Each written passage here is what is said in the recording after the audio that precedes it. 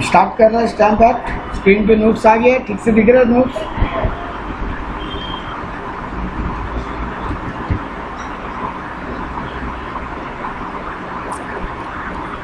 देखो stamp act क्या चीज के बारे में बात करेगा, इंडियन स्टैम्प लॉ। अब लोग ये जो आरबीआई का नोटरी हाउस का जो स्टैम्प पेपर देखते हैं, जिसके ऊपर यहाँ से फॉर्मेट बना रहता है, इसके ऊपर इंडियन रुपीस के बारे में कुछ लिखा रहता है, ग्रीन कलर का पेपर रहता है जिसपर हम लोग कोई ना कोई रजिस्ट्रेशन का डॉक्यूमेंट बनाते हैं, उससे रिलेटेड ये लॉ है। तो Indian stamp act 1899 is the law relating to stamp which consolidated and amended the law related to stamp duty. देखो वो एक्ट को देख के ये पता चलता है, वो स्टैम्प पेपर को देख के पता चलता है कितना स्टैम्प ड्यूटी देना पड़ेगा। तुम ऐसा नहीं कर सकते कि 1 करोड़ का एग्रीमेंट बनाए 10 रुपए के स्टैम्प पेपर के ऊपर, ये अलाउड नहीं है। जो तुम्हारा स्टैम्प पेपर का अमाउंट देख के डिसाइड होता है तुम्हारा ड्यूटी कितना हो। इसके ऊपर 2 है, स्टेट लेजिस्लेचर और यूनियन लिस्ट। यूनियन लिस्ट हो गया तुम्हारा जो, उसमें बोलता है कि union legislature to levy stamp duty with regard to certain instrument. कुछ डॉक्यूमेंट पे सेंट्रल गवर्नमेंट, यूनियन यानी सेंट्रल गवर्नमेंट, उनको परमिशन है, जनरली कमर्शियल नेचर वाला, जैसे bills of exchange, cheque, promissory note, bill of lading, letter of credit, ये सब insurance का document, transfer of share, debentures, proxy का पेपर्स, ये सब के ऊपर यूनियन लिस्ट अप्लाइकेबल होता है। और state list, power to prescribe the rate of stamp duties on the other instrument. इनको छोड़ के कुछ बच गया वो स्टेट लेजिस्लेशन में फॉलो करते हैं। यहाँ पे पहला एग्जांपल दिया, बिल ऑफ लाइडिंग क्या होता है। बिल ऑफ लाइडिंग क्या होता है, फॉरेन से अगर मेरा सामान आ रहा है, फॉरेन से अगर मेरा कोई सामान आ रहा है तो कैप्टन ऑफ द शिप एक डॉक्यूमेंट कैरी करता है, वो एक्सपोर्टर को एक डॉक्यूमेंट देता है कैप्टन ऑफ द शिप, उसको बोलते हैं बिल ऑफ लाइडिंग। तो बिल ऑफ लाइडिंग में क्या बोला, provisional receipt issued by ship captain to the exporter where the goods are loaded. जहाँ गुड्स लोड हो रहा है उस एक्सपोर्टर को, माल जा रहा है, सॉरी माल जा रहा है, आ रहा नहीं जा रहा है, तो एक्सपोर्टर जो है इंडिया का, उसको शिपिंग कैप्टन एक बिल ऑफ लाइडिंग साइन करके देता है। Bill of lading is a receipt by the master of the ship for good delivered to him for delivery to certain person or his assigns. हम तुमको, तुम captain है ship का, हम तुमको गुड्स दिया और बोला इसको लंदन में इस पार्टी को डिलीवरी करना, तो तुम मास्टर ऑफ द शिप है, तुम हमको एक रिसिप्ट कॉपी देगा कि तुमको गुड्स मिल गया, इसका प्रूफ, वो बोलता है बिल ऑफ लाइडिंग। इसका 3 कॉपी बनता है, 3 copies are made, each signed by the master, 1 is kept by the consignor जो भेज रहा है वो, एक रखेगा कैप्टन ऑफ द शिप यानी मास्टर, और एक उस पर्सन को दे देंगे जो वहाँ पर आके गुड्स को छुड़वाएगा, यानी गुड्स को कलेक्ट करेगा। ये एक रिटन एविडेंस है कि तुम्हारा गुड्स, मेरा गुड्स तुम डिलीवरी कर रहा है कहीं पे, तुम कैप्टन ऑफ द शिप है, तुमको गुड्स मिल चुका है, इसका प्रूफ है।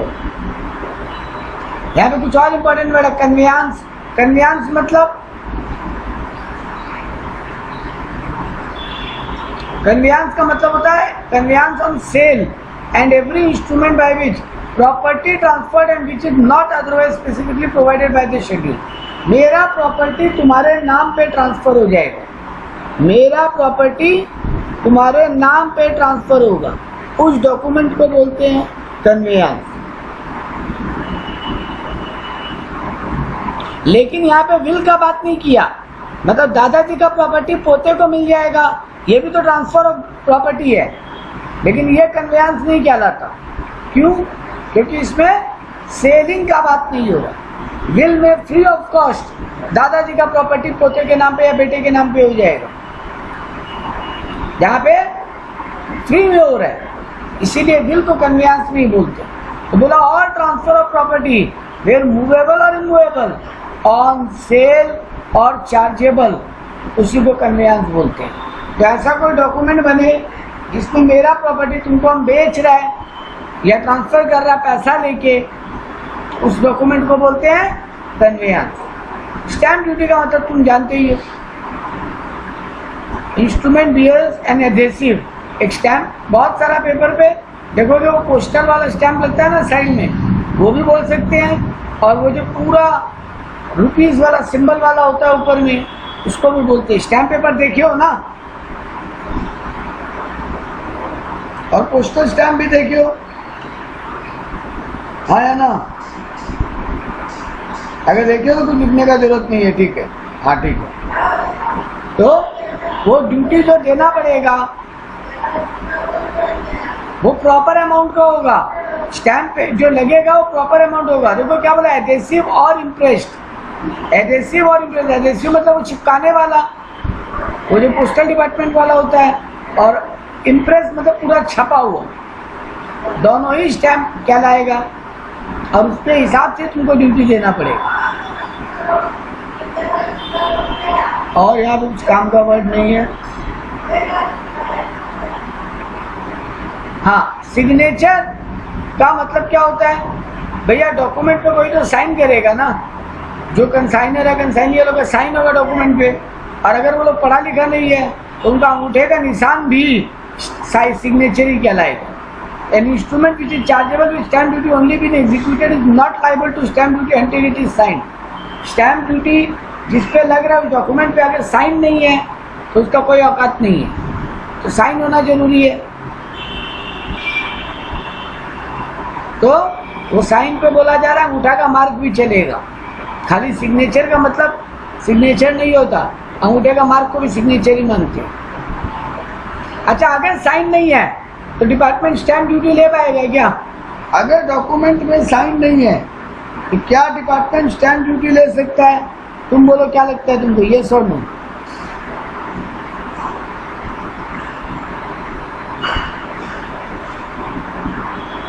अगर डॉक्यूमेंट साइंड नहीं है तो भी डिपार्टमेंट स्टैंप ड्यूटी ले सकता है क्या? क्या लगता है तुमको?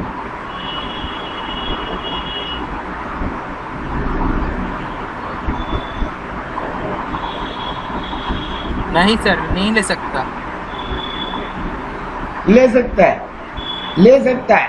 तो यहाँ पे लिखा है, collector can receive the stamp duty without penalty and certify the instrument on duty stamp as from the date of execution.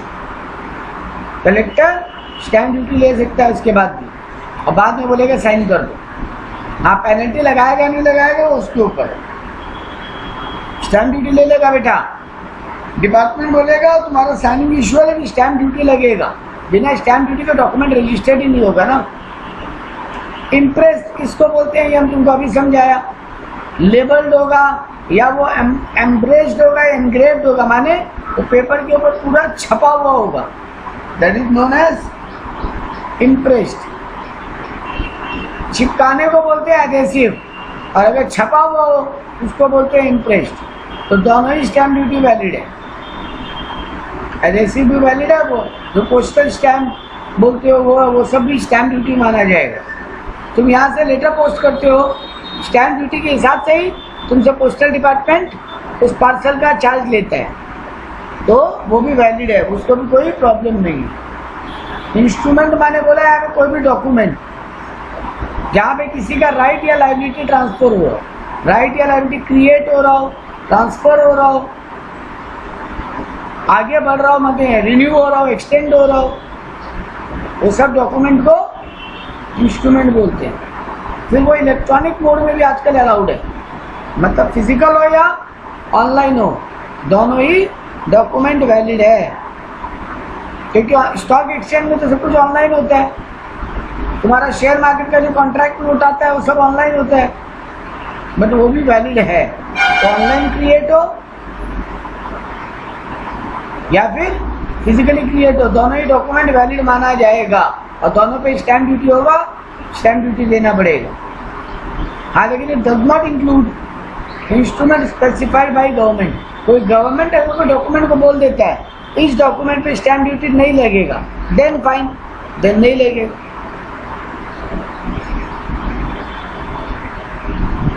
अच्छा सॉरी, मेरा गलती हुआ, अनसाइंड डॉक्यूमेंट वैलिड नहीं होगा, तो अनसाइन डॉक्यूमेंट पे वो स्टैम्प ड्यूटी नहीं लेगा। तुम राइट है, अनसाइन डॉक्यूमेंट पे स्टैम्प ड्यूटी नहीं लेगा। यहाँ लिखा है, ये देखो, an unsigned draft document is not an instrument because it does not create or purpose any create any right. जब तक साइन नहीं होगा राइट और लायबिलिटी नहीं क्रिएट होगा। You are right. तो बिना सिग्नेचर के स्टैम्प ड्यूटी नहीं लिया जाएगा। बोलेगा पहले साइन करा के लाओ फिर ड्यूटी पेएबल होगा, तभी वो वैलिड डॉक्यूमेंट बनेगा। यहाँ पे देखो, letter which is acknowledging receipt of a certain sum being borrowed at a particular rate of interest for a particular period and that will be repaid within interest due date is an instrument. हम तुमसे कोई loan लिया और उस document पे लिखा हुआ तुमसे इतना रुपया लिया, तुमको इतना इंटरेस्ट देगा और इतने दिन बाद तुम्हारा पैसा रिपे कर देगा। वो डॉक्यूमेंट, वो इंस्ट्रूमेंट भी डॉक्यूमेंट कहलाएगा। ओरिजिनल कॉपी चलेगा कि जेरॉक्स कॉपी भी इंस्ट्रूमेंट कहलाएगा? जेरॉक्स कॉपी कभी भी इंस्ट्रूमेंट नहीं कहलाएगा। मतलब स्टैम्प पेपर है, उसका तुम जेरॉक्स करके ले आओ और बोलो ये वाला को साइन, इसको साइन वाइन करके हम गवर्नमेंट में जमा कर देते हैं और इस पर स्टैम्प ड्यूटी ले लेना। गवर्नमेंट बोलेगा नहीं होगा। Photo copy of an agreement is not an instrument. एक ऑर्डिनरी लेटर, ऐसे नॉर्मल पेपर पे लिखा हुआ लेटर को इंस्ट्रूमेंट नहीं मानेंगे। तो फोटो कॉपी या ऐसे ही एक कागज पे लिखा हुआ ऑर्डिनरी लेटर, उसको स्टैम्प पे, उसको डॉक्यूमेंट नहीं मानेंगे, वो वैलिड नहीं हो पाएगा। उस पर स्टैम्प ड्यूटी देकर तुम उसको वैलिड नहीं कर सकते। बिल्स ऑफ एक्सचेंज क्या होता है जानते ही हो? जानते हो तो बोलो, नहीं तो हमें आज का आइडिया दें। यस सर, जानते हैं bill of exchange. Bills of exchange जानते हो? यस और नो?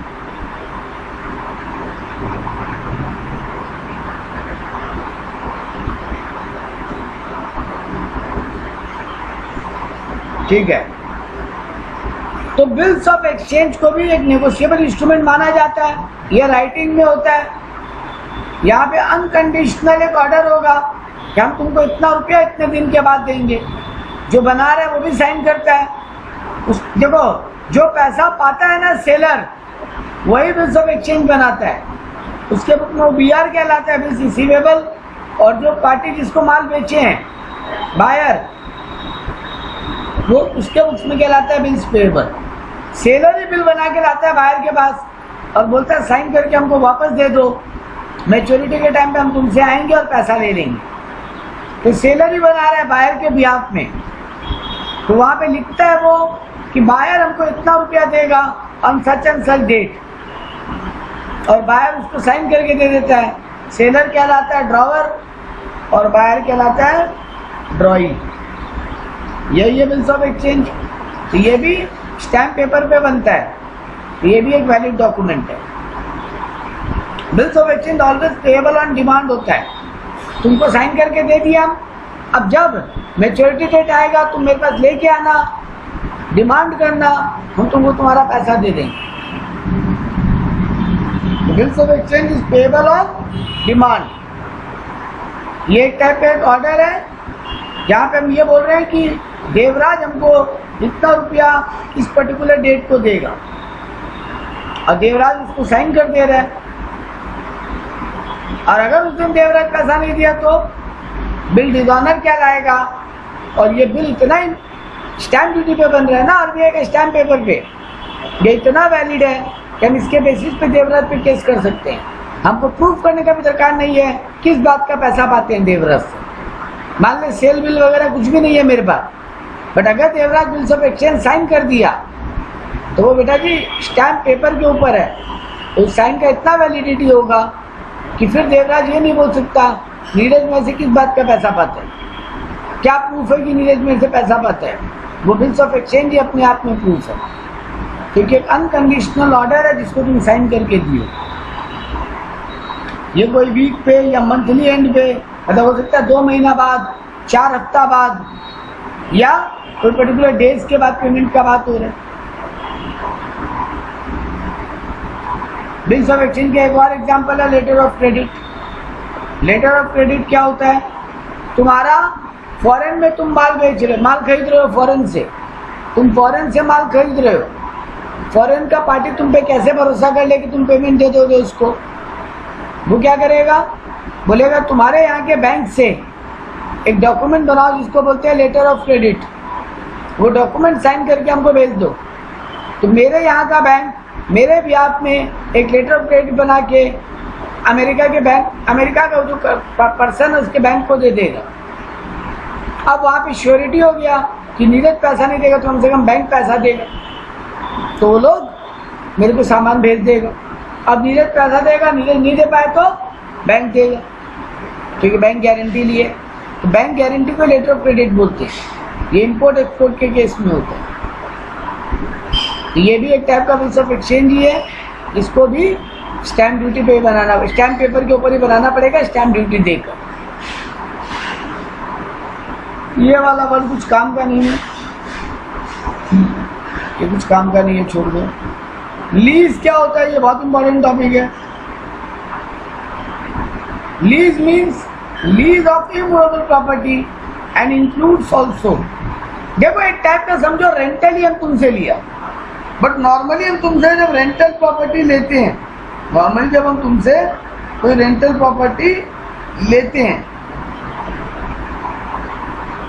तो रेंट जब तक देते रहे तब तक प्रॉपर्टी यूज कर पाएंगे, और जिस दिन रेंट देना बंद करेंगे तुम अपना प्रॉपर्टी का ऑक्यूपेशन में से वापस ले लेगा। लेकिन लीज रेंटल में क्या होगा, वो रेंट इस तरीके से डिसाइड हुआ है कि तुमको 10 साल 15 साल 20 साल पेमेंट करेंगे, अल्टीमेटली वो प्रॉपर्टी मेरा हो जाएगा।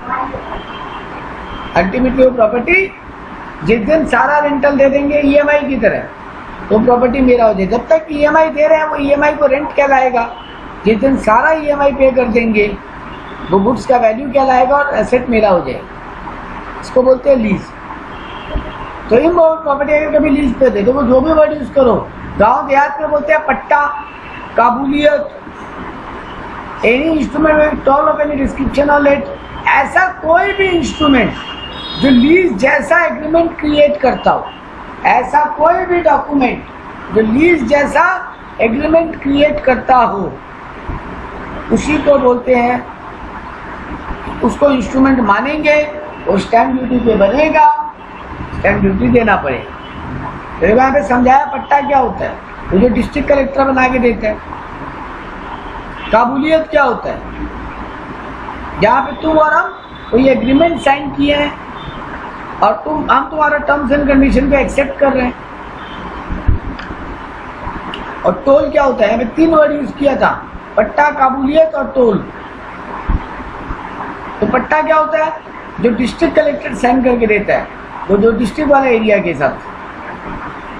काबूलियत तेरे मेरे बीच में कोई एग्रीमेंट बना जहाँ पे हम तेरा टर्म्स एंड कंडीशन को एक्सेप्ट करके हाँ बोल रहे हैं तुमको हर महीना हम इतना रुपया देगा। और toll tax is paid some liberty or privilege such as passage over a bridge. जो तुम टोल देते हो ना जब कहीं से आते हो तो वो टोल वो जगह को यूज करने के लिए तुम कुछ पैसा दे रहे हो। वो ब्रिज को, हाईवे को यूज करने के लिए तुम जो पैसा दे रहे हो, that is known as toll.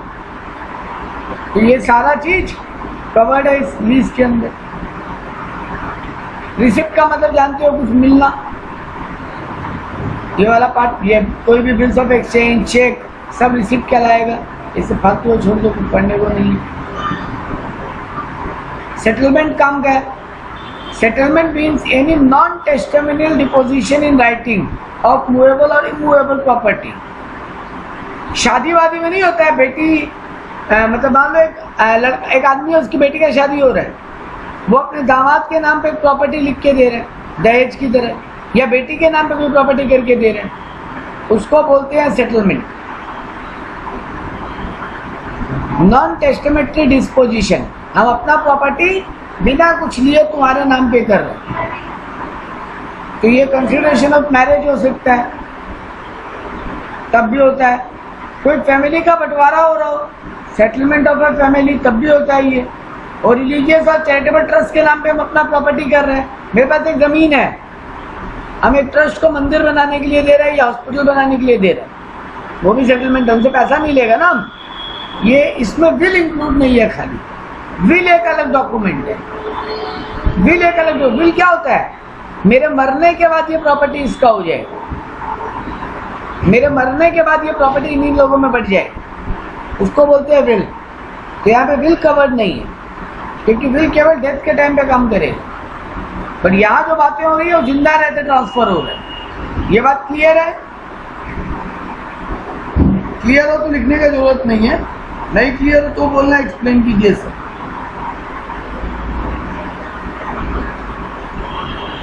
अब आया वर्ड स्टैम्प। स्टैम्प का मतलब क्या है?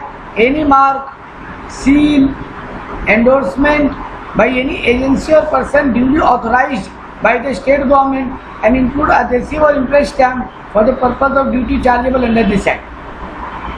स्टेट गवर्नमेंट जिस डिपार्टमेंट को ऑथराइज किया है कि वो लोग स्टैम्प पेपर बना सकता है, वो लोग जो तुमको मार्क सील करके देगा या चिपका के देगा या एंग्रोस करके देगा, इम्प्रेस करके, उस डॉक्यूमेंट को बोलते हैं स्टैम्प।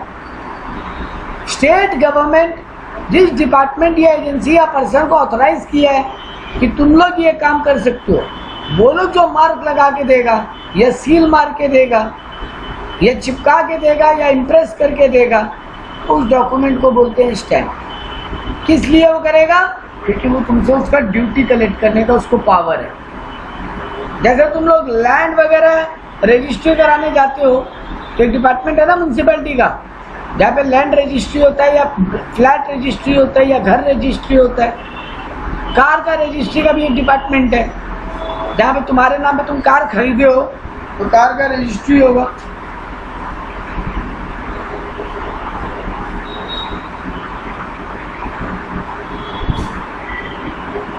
ये सबको इन सबको स्टैम्प माना जाएगा। अब आता है रूल्स। जनरल प्रिंसिपल क्या है स्टैम्प ड्यूटी का? The basic principle of Indian stamp act is that levied the duty on the instrument and not on the transaction covered by the instrument. ये बहुत बड़ा बात बोला है, बहुत बड़ा बात। ये वो ट्रांजेक्शन को ऑथराइज नहीं कर रहा है, वो डॉक्यूमेंट को ऑथराइज कर रहा है। स्टैम्प ड्यूटी तेरे मेरे ट्रांजेक्शन को ऑथराइज नहीं करता, वो जो डॉक्यूमेंट बना है तेरे मेरे ट्रांजेक्शन का, वो डॉक्यूमेंट को ऑथराइज करता है। ये डॉक्यूमेंट वैलिड है, उसके अंदर का ट्रांजेक्शन जो हो रहा है वो वैलिड है कि इनवैलिड है, वो बाकी लॉ देखे। ये बात समझ में आया? ये बहुत बड़ा बात था। यहाँ डॉक्यूमेंट ऑथराइज होता है ट्रांजेक्शन में।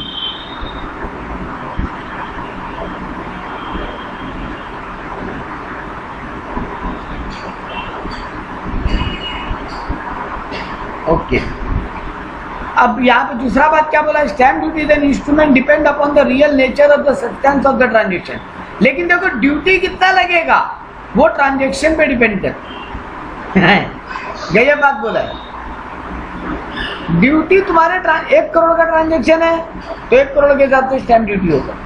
20 लाख का ट्रांजेक्शन है तो 20 लाख के हिसाब से स्टैम्प ड्यूटी होगा। तो वैल्यू ऑफ द ट्रांजेक्शन के ऊपर ड्यूटी कैलकुलेट होगा, लेकिन ट्रांजेक्शन को वो लोग वैलिडेट नहीं कर रहे, वो लोग केवल डॉक्यूमेंट को ऑथराइज कर रहे। Sufficiency of stamp duty levied on document must be determined by looking at the document and what is stated therein and not on any other evidence। जो उस डॉक्यूमेंट में लिखा है उसी के हिसाब से सारा ड्यूटी कैलकुलेशन का बात होगा, और कोई एविडेंस का जरूरत नहीं है।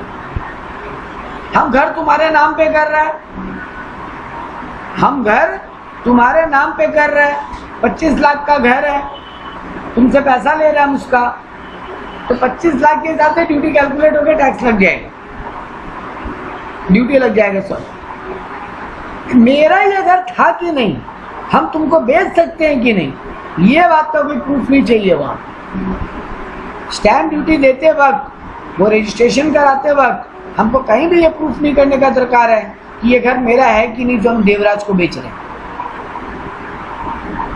Stamp duty chargeable on the instrument should be determined with reference to law and in force on the date of execution। ये वाला बात याद कर लेना। कौन से डेट का ड्यूटी लगेगा? सर ड्यूटी तो बदलता रहता है ना, प्रॉपर्टी पे, गाड़ी पे, अदर आइटम पे ड्यूटी बदल सकता है बार बार, परसेंटेज। तो कौन से डेट वाला परसेंटेज अप्लाई करेंगे? जिस डेट को एग्जीक्यूशन ऑफ द इंस्ट्रूमेंट हो।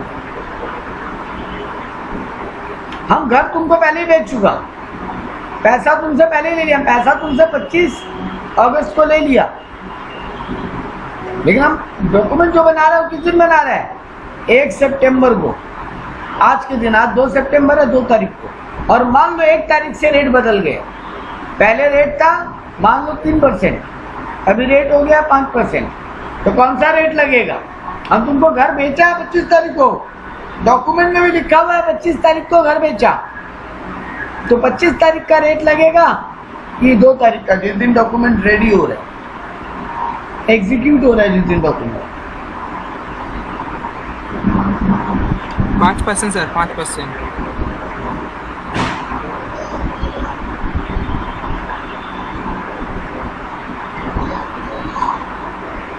बोलो। 5% सर, 5%। अरे भाई आज 25 लिख दो या 2 लिख दो। हाँ, 5% लगेगा 2 तारीख वाला, सही है।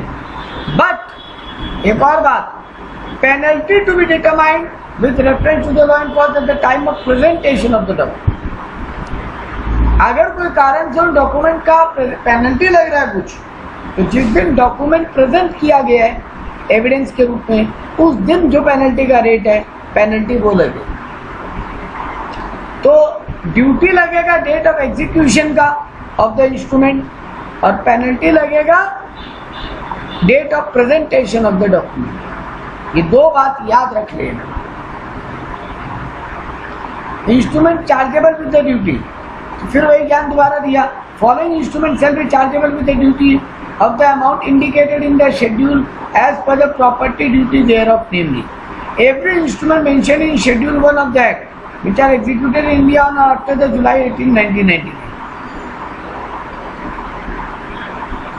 तो ड्यूटी कितना लगेगा ये शेड्यूल 1 में लिखा हुआ है, वहां से देखना पड़ेगा।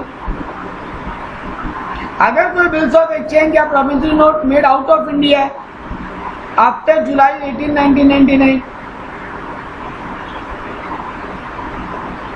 and accepted or paid or presented so for negotiated in India, and every instrument which is executed outside India after 1 July 1899 but related to the property or service situated rendered in India and received in India। सारा पे कौन सा duty लगेगा? जो schedule 1 में mention, जो document India में बन रहा है, जो डॉक्यूमेंट इंडिया के बाहर बन रहा है बट उसका डील इंडिया में हो रहा है, या जो डॉक्यूमेंट एग्जीक्यूट इंडिया के बाहर हो रहा है बट उसका जो प्रॉपर्टी है वो इंडिया में है, इन सब केस में शेड्यूल 1 में जो रेट लिखा हुआ है वो सब पे एप्लीकेबल होगा। ये बात समझ में आया? तीनों point.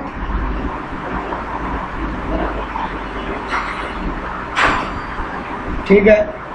However, no duty shall be chargeable in respect of any instrument executed on behalf or in favor of government, but for this government would be liable to pay the duty chargeable in respect of such instrument।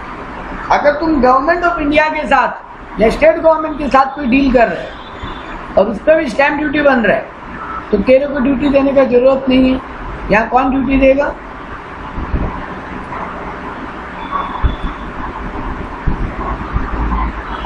Favour of government में document बन रहा है, यहाँ पे government duty देगा, तेरे को देने का जरूरत नहीं है। Any instrument for the sale, transfer, disposition either absolutely or by way of mortgage, हम कंप्लीटली तुमको दे रहे हैं या गिरवी रख रहे हैं। कोई भी शिप या वेसल, कोई भी प्रॉपर्टी उस शिप के अंदर, उस पर भी ये ड्यूटी एप्लीकेबल नहीं होगा। मेरे अमेरिका से एक शिप आ रहा है, शिप में कुछ सामान है, वो सामान हम गिरवी रखा है या तुमको ट्रांसफर कर रहा है, उस पर स्टैम्प ड्यूटी नहीं लगेगा, उस पर स्टैम्प ड्यूटी नहीं लगेगा। इंस्ट्रूमेंट का मतलब फिर से भाई बोला, वो जो भी तुम्हारा राइट या लायबिलिटी ट्रांसफर करे वो डॉक्यूमेंट को इंस्ट्रूमेंट बोलते हैं।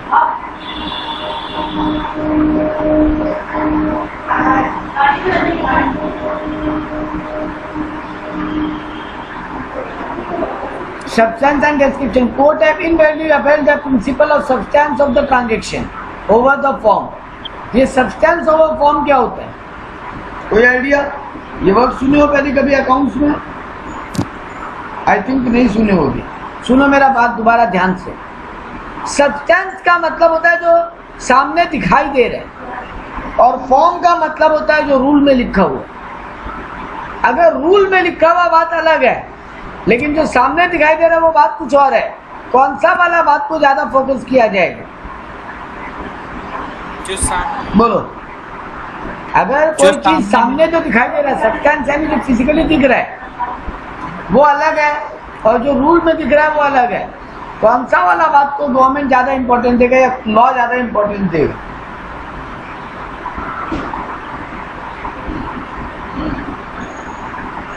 बोलो, लॉ वाला कि सब्सटेंस वाला, फॉर्म वाला कि सब्सटेंस वाला?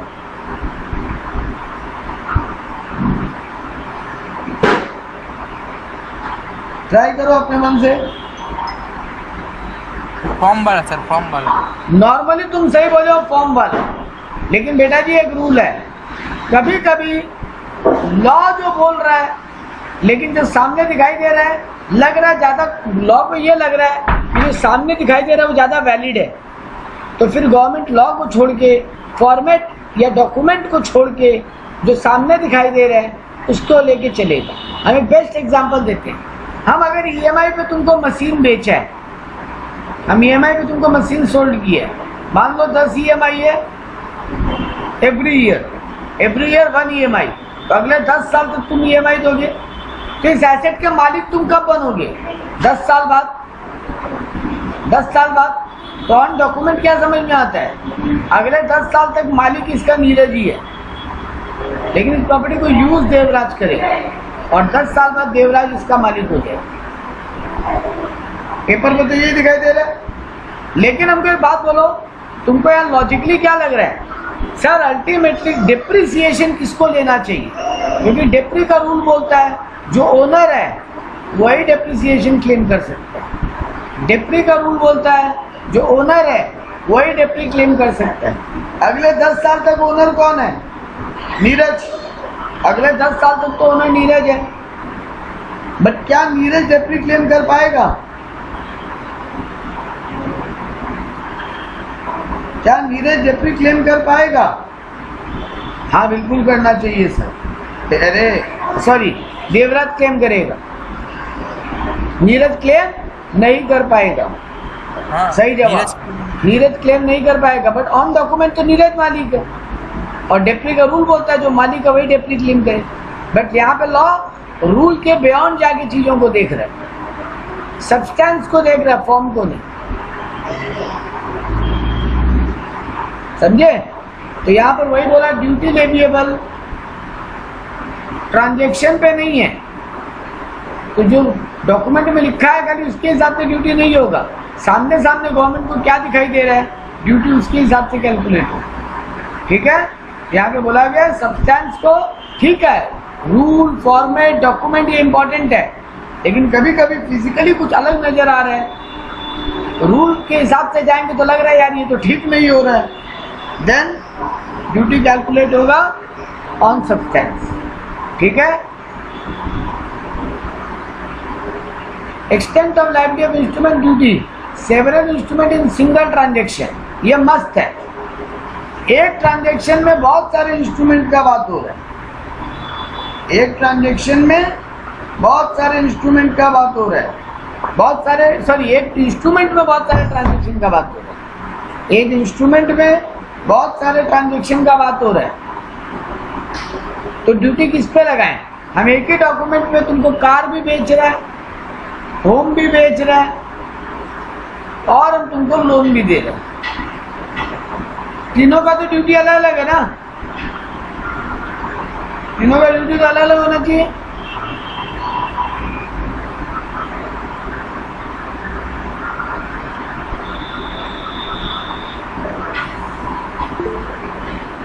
या ऐसा समझो नहीं, ये गलती हुआ एग्जाम्पल में, हम तुमको घर बेच रहे हैं, घर और साथ में कुछ और फैसिलिटीज भी दे रहे हैं।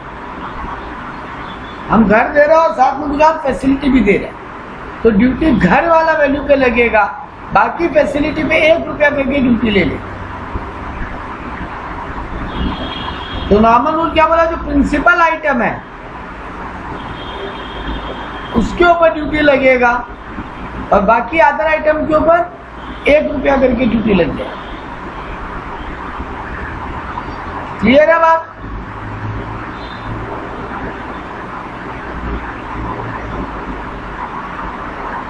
और अगर सर ऊपर वाला एग्जांपल था जो कार, होम और लोन तीनों वाला, तो तीनों में जिस पे हाईएस्ट ड्यूटी लगता है वो लग जाए। अगर एक आइटम मेन और बाकी उससे सब्सिडियरी है तो मेन वाला पे लगेगा, बाकी सब पे ₹1 करके ड्यूटी लग जाए। लेकिन अगर सब अलग अलग आइटम है और एक ही डॉक्यूमेंट में हो रहा है तो जो हाईएस्ट ड्यूटी है वो लग जाए। बात क्लियर है ये वाला?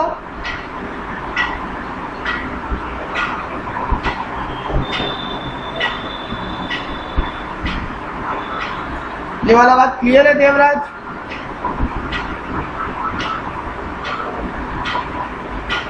ठीक है, क्लियर है। मतलब सेक्शन 4 नॉट एप्लीकेबल बोला, lease is executed and not registered and got registered, sorry, a second document is executed altering the terms of first document, then second document to be stamped as a lease। क्या बोल रहा है? अगर हम 2 document बनाए, पहले हम lease का एग्रीमेंट बना लिया, उसको रजिस्टर्ड भी करवा लिया, फिर एक और डॉक्यूमेंट बनाया जहाँ पे टर्म्स को अल्टर कर रहा है, तो ऑलवेज जो बाद वाला डॉक्यूमेंट बना है वो वाला वैलिड माना जाएगा।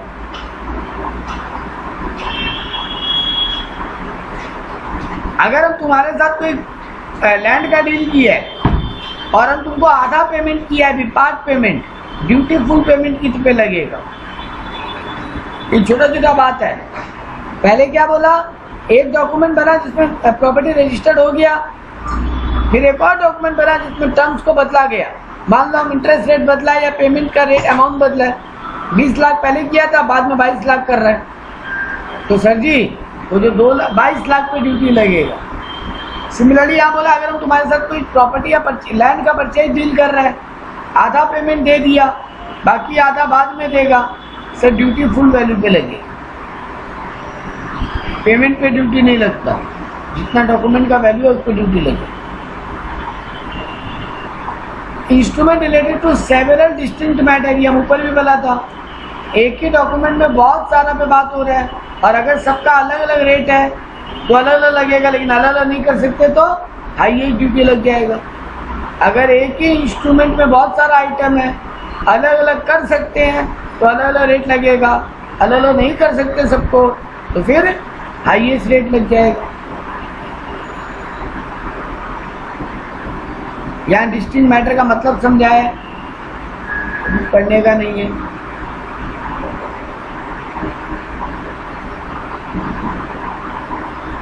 अच्छा, ये कैसे अलग करें कौन सा मेन और कौन सा अदर है?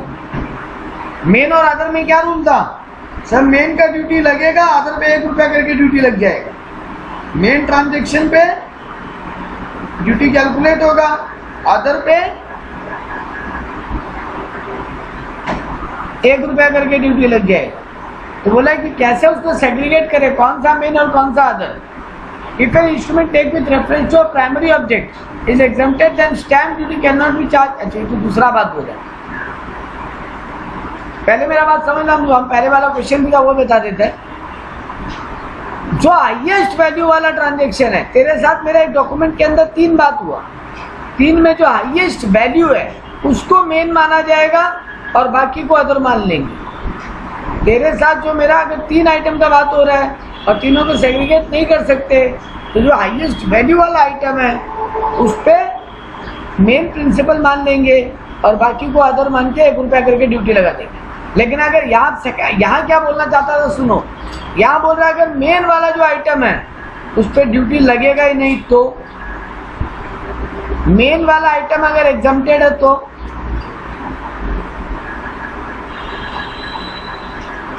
अदर पे लगेगा कि नहीं लगेगा? देखो क्या लिखा है, when instrument take with reference to its primary object is exempted, then stamp duty cannot be charged merely because ancillary include in that matter is chargeable to stamp duty। अगर मेन पे नहीं लगा तो फिर अदर पे भी नहीं लगे, क्योंकि मेन वाले को ही पकड़ के चल रहे हैं। ये वाला बात क्लियर है? कोई डाउट है तो बोलो। कोई डाउट नहीं है सर। ठीक है, तुम लिखो सही।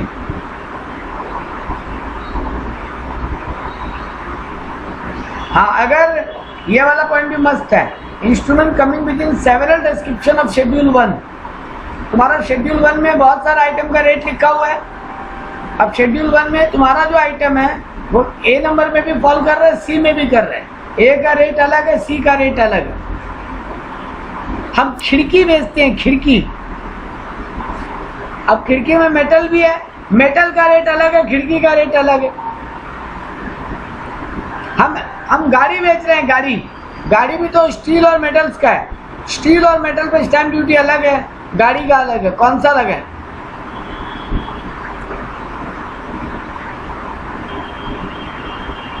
जहां पे हाईएस्ट है,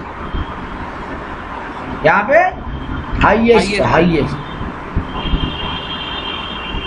अगर एक आइटम अलग अलग शेड्यूल 1 का कैटेगरी में फॉल कर रहा है तो फिर जो हाईएस्ट वाला कैटेगरी का रेट है वही एप्लीकेबल हो जाएगा। ठीक है, मतलब एक से ज्यादा कैटेगरी में फॉल कर रहा है शेड्यूल 1 के, और तुम क्लियर नहीं कर पा रहे हो किसमें फॉल बिलोंग करेगा। मेरा वाला एग्जांपल गलत था, गाड़ी और स्टील अलग किया जा सकता है, दोनों अलग अलग मैटर है। लेकिन अगर ऐसा ही कोई आइटम हो जिसको सेपरेट नहीं कर सकते तो फिर हाईएस्ट वाला लगेगा। हाँ ठीक है, तुम्हारा वाला बात करेक्ट है। वो वाला केस अगर होता कि कार और स्टील तो कार वाला लग जाता, क्योंकि वहां पे कार सेपरेटली पता चल रहा है। बट अगर अलग नहीं कर पाते तो हाईएस्ट वाला लग जाता।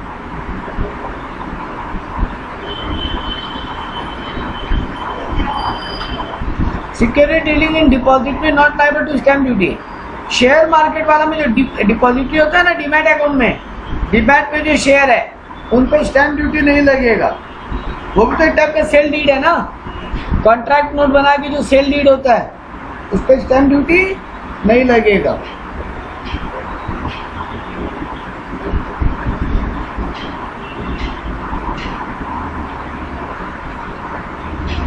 नहीं,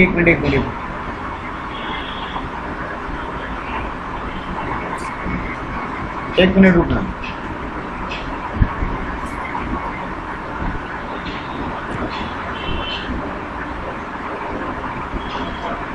यहाँ पे ड्यूटी लगेगा अगर तुम एक या ज्यादा डिपॉजिट, तेरा 2 डीमैट अकाउंट है और तुम दोनों डीमैट अकाउंट से शेयर बेच रहे हैं तो टोटल अमाउंट पे ड्यूटी लगेगा। यहाँ पे स्टैंपिंग का जरूरत नहीं, यहाँ पे ये नहीं बोला ड्यूटी नहीं लगेगा, not liable to stamp. Stamping का जरूरत नहीं है, ड्यूटी लगेगा शेयर मार्केट वाले ट्रांजेक्शन के ऊपर। एसटीटी देते हैं ना, एसटीटी सिक्योरिटी ट्रांजेक्शन टैक्स, वही है ये, ड्यूटी लगेगा।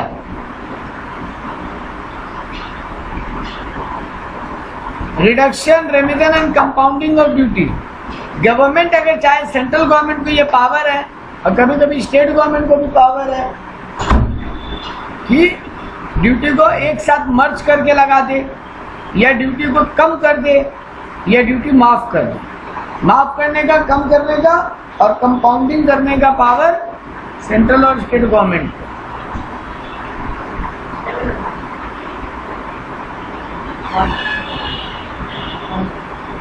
अगर करेंसी वगैरह, फॉरेन करेंसी वगैरह में डील हो रहा है तो उसको इंडियन रुपीज में कन्वर्ट करके उस पर ड्यूटी लगेगा। अगर फॉरेन करेंसी में डील हो रहा है उसको इंडियन रुपीज में कन्वर्ट करेंगे, रेट ऑफ एक्सचेंज लेंगे on the date of instrument. Document पे जो डेट है उस दिन का डॉलर पाउंड का रेट लेंगे और फिर उसको इंडियन रुपीज में कन्वर्ट करेंगे और फिर उस पर ड्यूटी लगेगा।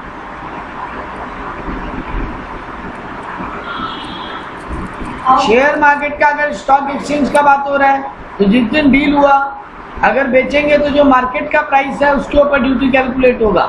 एसटीडी किस पे लगता है?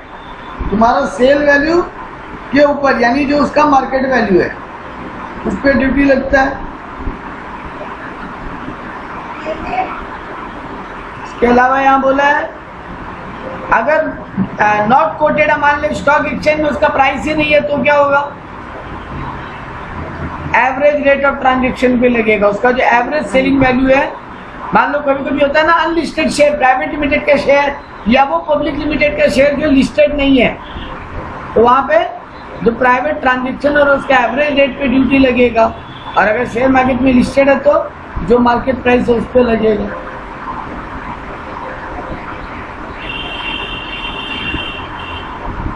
क्या बोला है? फिर interest is expressly made payable by the terms, interest payment का बात हो रहा है।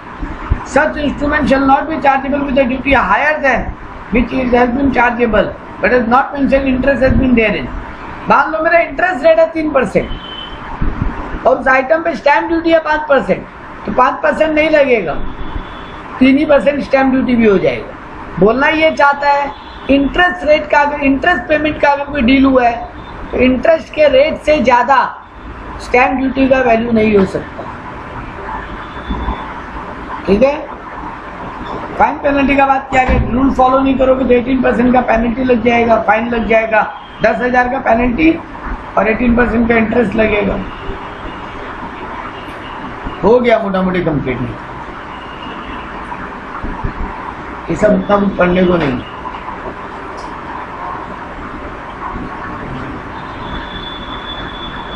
ठीक है, यहाँ स्टॉप करेंगे, नेक्स्ट क्लास में इसको आगे कंप्लीट करेंगे, क्योंकि इसमें कुछ एक पॉइंट है जो पढ़ना है।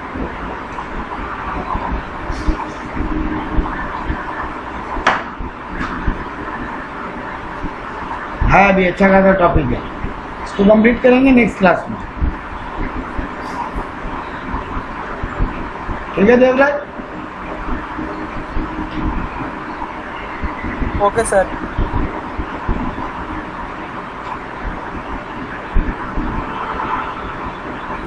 है और लंबा है, बीच में बहुत कुछ। ठीक है, इसको टाइम लेके कंप्लीट करना।